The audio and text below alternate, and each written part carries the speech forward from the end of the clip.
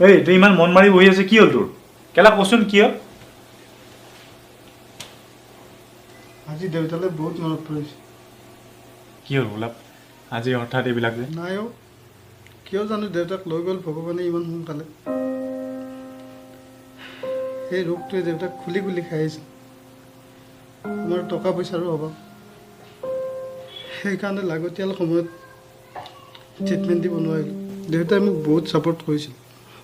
কিবা লাগে বুলি ক'লে কিবাকে হ'লেও আনি দিছিলে মোৰ কাৰণে দেউতা চব আছিল আমাৰ কাৰণে দেউতাবোৰে কি নকৰে কিন্তু আমি বুজিও নুবুজো যিহেতু এতিয়া মোৰ দেউতা নাই সেই অনুভৱ মোৰ আহিছে দেউতা থকা বুলি ভাবিলে মনত এটা ষ্ট্ৰং ফিলিং আহে সিহঁতে কি নকৰে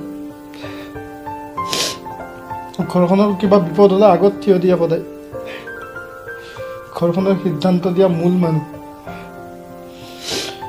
আৰু মোৰ সেইজনে নাই মই দেউতাক একো কৰি দেখুৱাব নোৱাৰিলোঁ চা ভাই মোৰো দেউতা নাই কিন্তু জীৱনটো চলাব লাগিব ন এইখন পৃথিৱীত চলা ইমান সহজ নহয় নহয় অ' আজি মোক কেকে বাপেৰৰ মূৰটো বুলি কৈছে মোৰ বহুত দুখ লাগিছে বে ঐ কেকে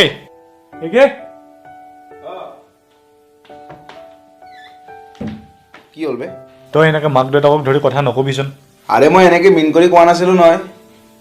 এই তই যদি বেয়া পাইছ চৰি গোলাপ আম চৰি একো নাই দে ভাই হ'ব কিন্তু চাবি কেতিয়াবা কিছুমান কথাই বৰ দুখ দিয়ে আৰু তহঁতক মই মোৰ নিজৰ ভাই বুলি ভাবোঁ আৰে তেৰা দিবাই নাথাকবে আৰে ভাইহঁত আমি ৰুম পাৰ্টনাৰ্ছ হয় আমি সদায় মিলি জুলি থাকিব লাগিব